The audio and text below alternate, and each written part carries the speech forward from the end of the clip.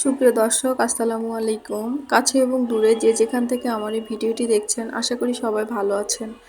আজকে আমি বানাবো ঘরে থাকা সাধারণ কিছু মশলা দিয়ে টিকিয়া কাবাব বা স্বামী কাবাব, যে যেটাই বলেন।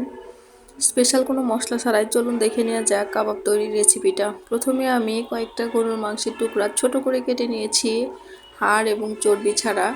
কেটে ধুয়ে আমি একটা প্যানে নিয়ে নিলাম। হাফ কাপ ছোলার ডাল আমি আগে ভিজিয়ে রেখেছিলাম, সেটা ধুয়ে আমি দিয়ে নিলাম।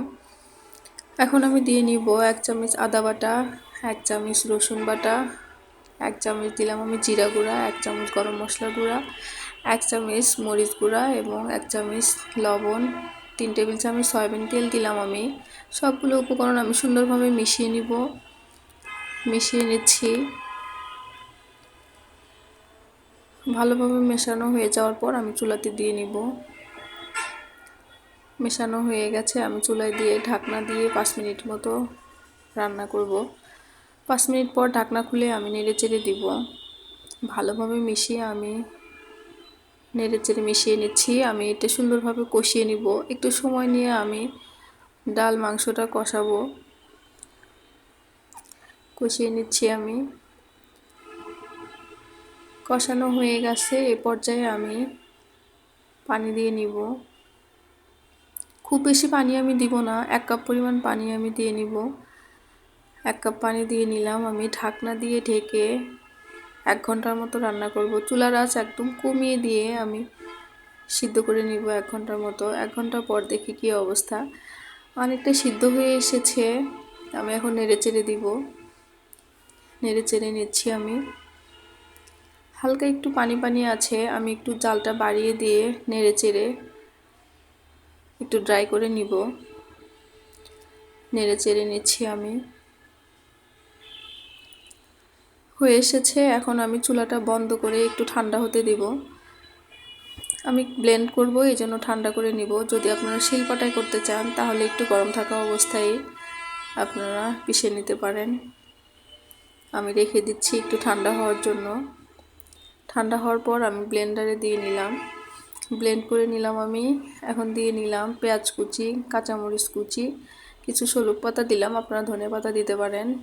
একটু গরম মশলা গুঁড়া এবং একটু মরিচ গুঁড়া আমি আবার দিয়ে নিলাম। একটা ডিম দিয়ে নিলাম আমি। একটা ডিম দিয়ে খুব সুন্দরভাবে আমি মিশিয়ে নিব। ডিমটা অবশ্যই দিতে হবে বাইন্ডিংয়ের জন্য। ডিমটা না দিলে দেখা যাবে যে তেলের ভিতর দেওয়ার পর ছেড়ে যাবে কাবাবটা। ভালোভাবে মিশিয়ে নিচ্ছি। একটু শক্ত শক্ত লাগছে, আমি আরেকটা ডিম দিয়ে নিব। যদি দেখেন আপনারা স্বাভাবিক হয়েছে তাহলে একটা ডিম দিয়েই হবে। আমি আরেকটা ডিম দিয়ে নিচ্ছি।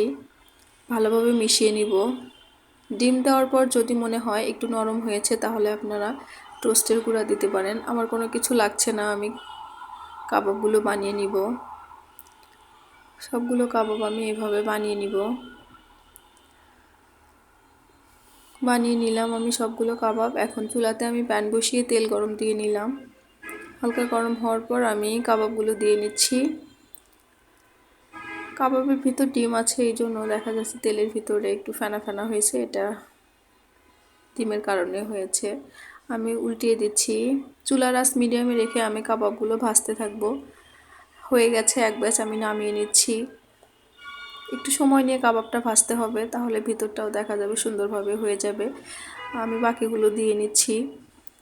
এরকম সহজ সহজ এবং খুব সাধারণ রেসিপি পেতে আমার চ্যানেলটি সাবস্ক্রাইব করতে পারেন, আর পাশে থাকা বেল বাটনটি অন করে রাখতে পারেন পরবর্তী ভিডিও নোটিফিকেশন সবার আগে পাওয়ার জন্য।